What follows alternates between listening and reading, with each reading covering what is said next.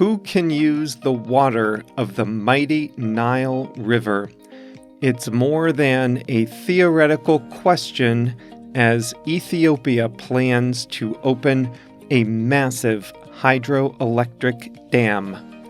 Time for another plain English lesson.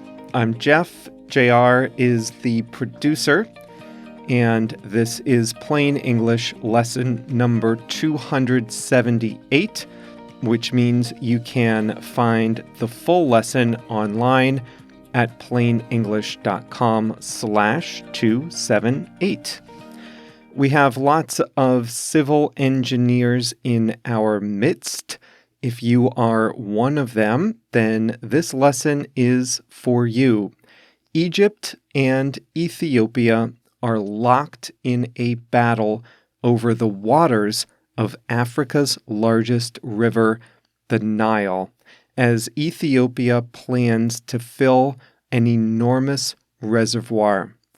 In the second half of today's audio lesson, we'll talk about what it means if something doesn't sit well with you.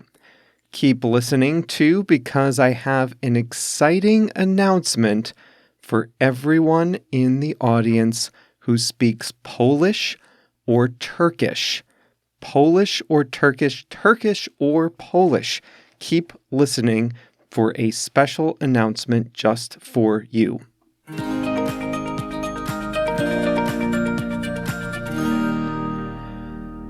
The Nile River is either the longest or the second longest in the world, depending on how you measure it. Starting at its head in Lake Victoria, it flows over 4,000 miles north and empties into the Mediterranean Sea. Its two major tributaries, the Blue Nile and the longer White Nile, meet near the city of Khartoum, Sudan, and combine into one as the river flows north through the rest of Sudan and into Egypt. The river passes through 11 countries, but is most associated with Egypt. Ancient civilizations in Egypt relied on the Nile for sustenance and survival. It played a critical role in the earliest civilizations because the river basin was very fertile in an otherwise dry part of the world. Even today, it is the principal source of water for both Sudan and Egypt. And that is where we begin today's story. Ethiopia is southeast of Egypt, upstream since the Nile flows south to north. The Blue Nile tributary flows through Ethiopia. Remember, there are two tributaries, the White Nile and the Blue Nile. The White Nile is longer and begins in Lake Victoria, but the Blue Nile, though shorter, supplies more water. The Blue Nile runs through Ethiopia.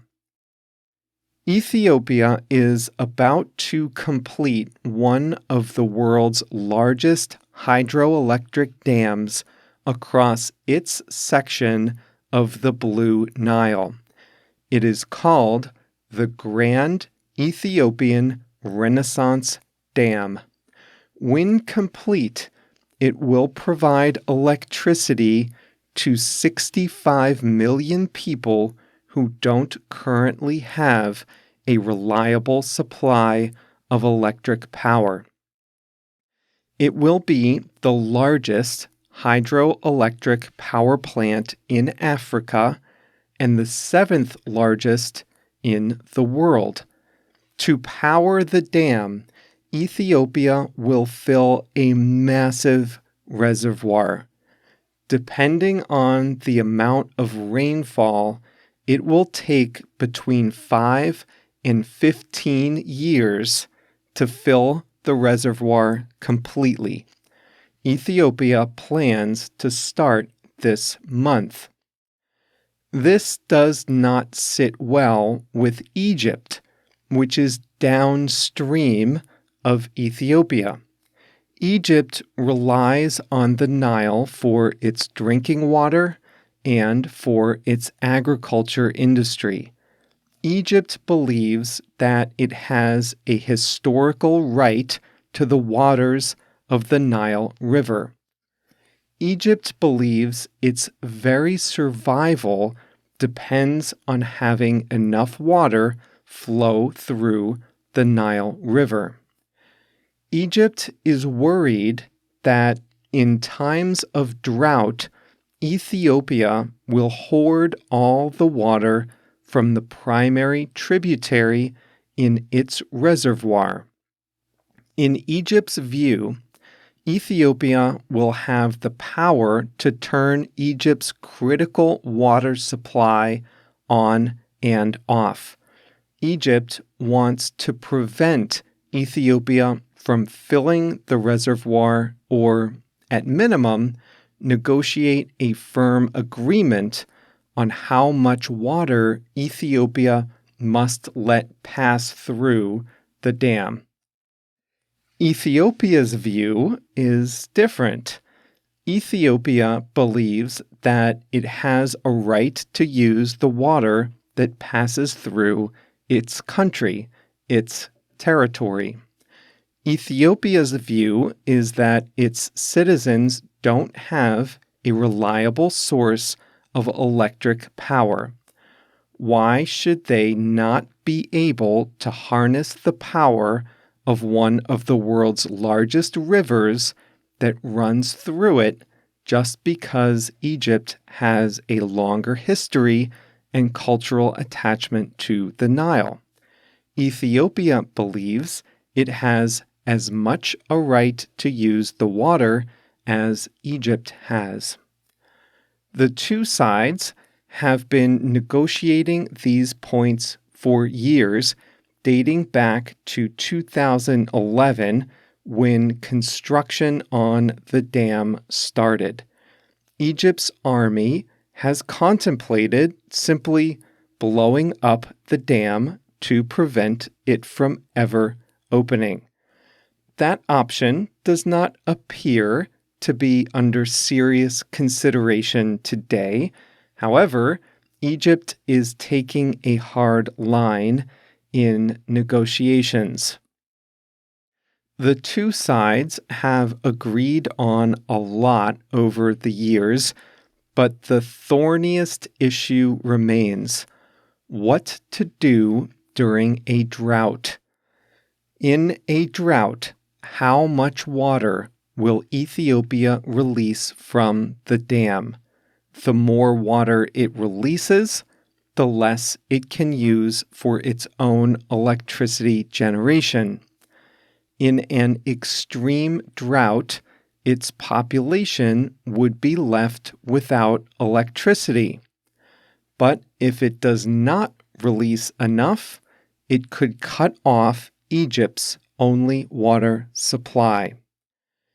Ethiopia would prefer to negotiate water levels on a case-by-case basis whenever a drought occurs.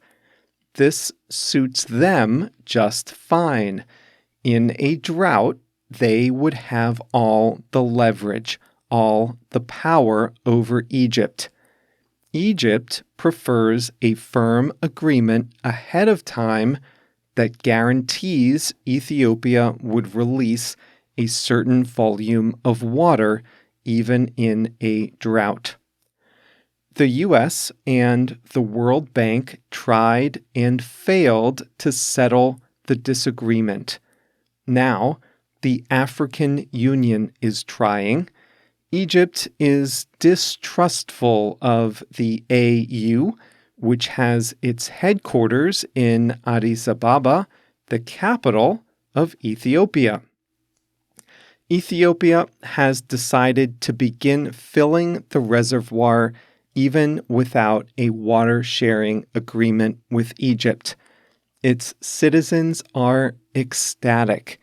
Many of them bought small denomination bonds to finance the dam's construction, which is considered a project of national importance. Pride in the dam is one of the few things that unites people of all ethnicities in Ethiopia.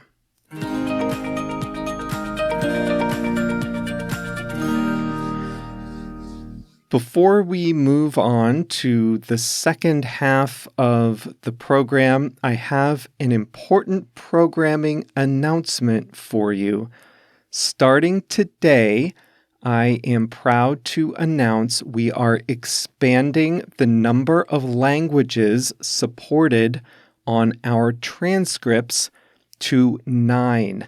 We now have translations of Turkish and Polish available. We have lots of listeners, lots of free members, and lots of Plain English Plus members from both Turkey and Poland. And I'm so happy to be able to offer translations starting with this lesson and obviously all lessons in the future. Here's what that means. If you are either a starter member or a Plain English Plus member, you have access to an enhanced version of the transcript. When you're logged in and read the transcript, you'll see about 100 words highlighted in blue. If you hover your mouse over the highlighted words and phrases, you will instantly see the translations into your language if you speak Spanish, Portuguese, Japanese, German, Chinese, French, Italian, and now Polish and Turkish. It's a tremendous benefit, and it's available starting at just $7 per month for the starter membership. And these aren't just automatic translations either. We have 2 new professional translators on our team, Mateus from Poland, and Melissa handles the Turkish translations. So if you're in Poland, Turkey, or if you speak our other languages, Spanish, Portuguese, Japanese, German, Chinese, French, or Italian, and if you want to access these translations starting at just $7 per month, then visit plainenglish.com/join, JOIN, and pick your plan today.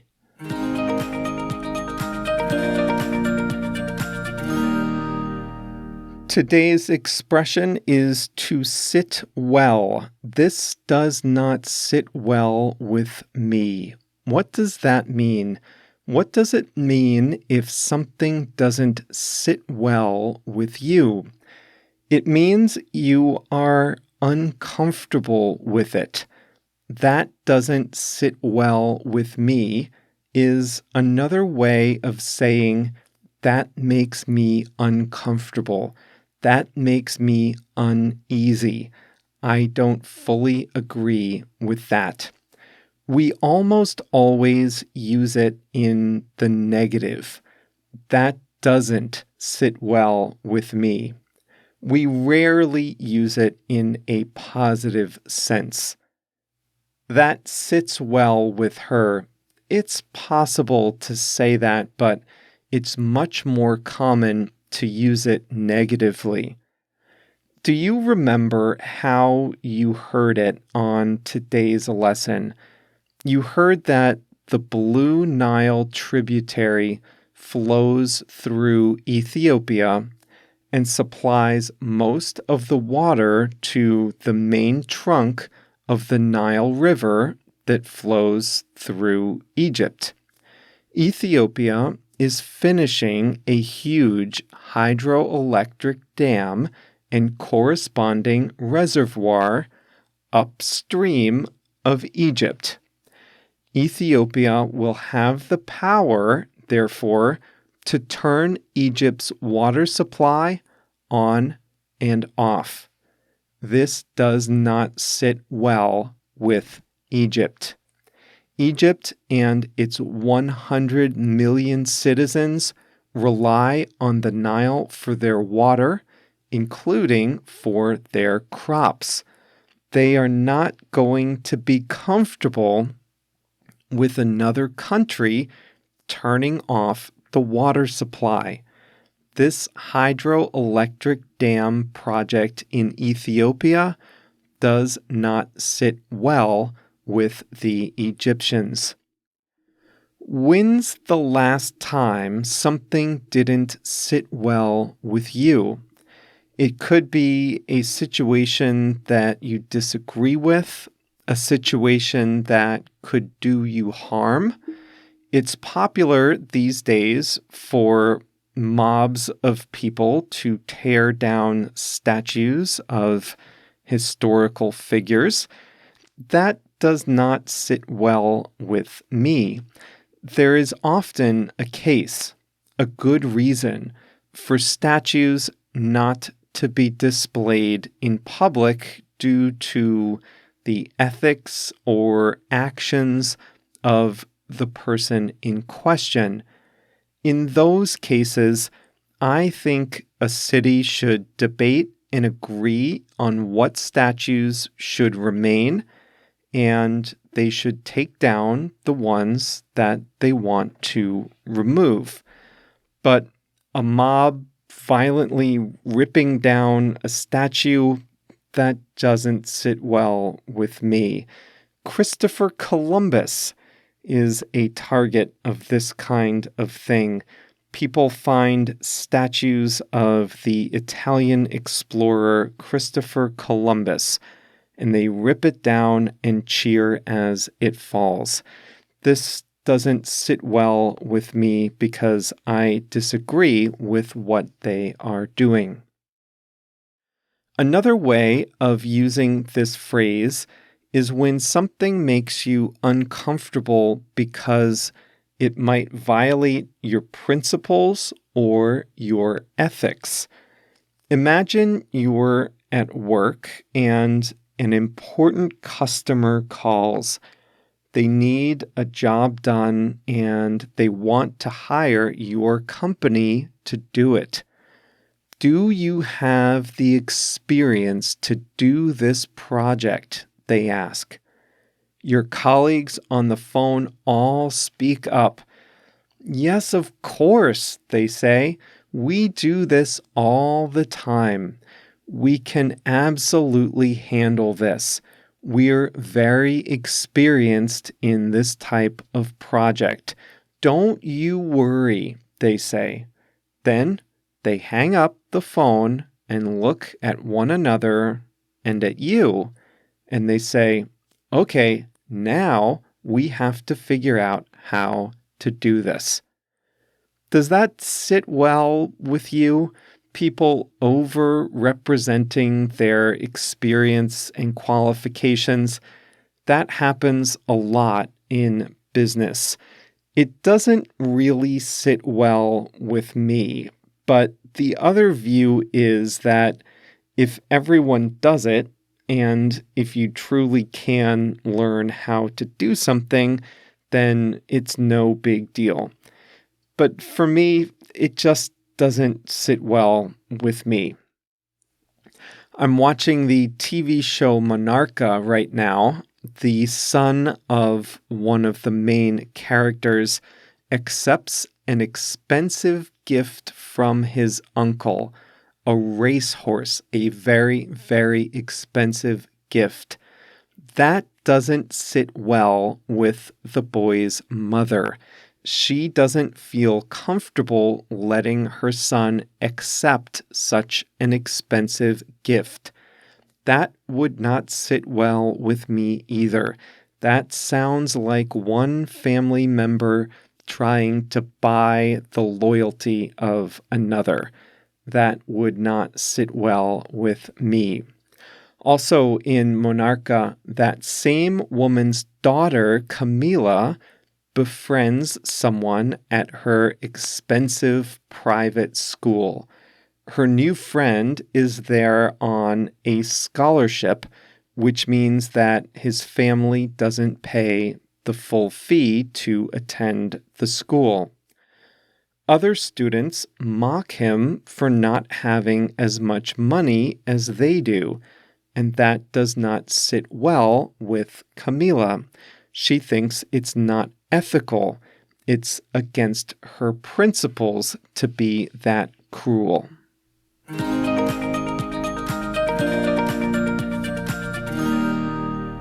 Here's an interesting quote from Horace, a Roman poet from about 2,000 years ago. Here it is. Many shall be restored that are now fallen, and many shall fall that are now in honor. It means that people's fortunes can change. If you're fallen, if you're down, you can be restored. And if you're in honor, if you're in a good position, you can yet fall in the future. Not everyone will experience the reversal, but many will. Here's the quote again. Many shall be restored that are now fallen, and many shall fall that are now in honor, by the Roman poet Horace. That's it today. Thanks for sticking with us until the end. And remember, if you speak Turkish or Polish, then you have a whole new way of enjoying plain English with our instant translations in the transcripts, built right in. And if you're not yet a starter or plus member, then you can join at plainenglish.com/join, JOIN.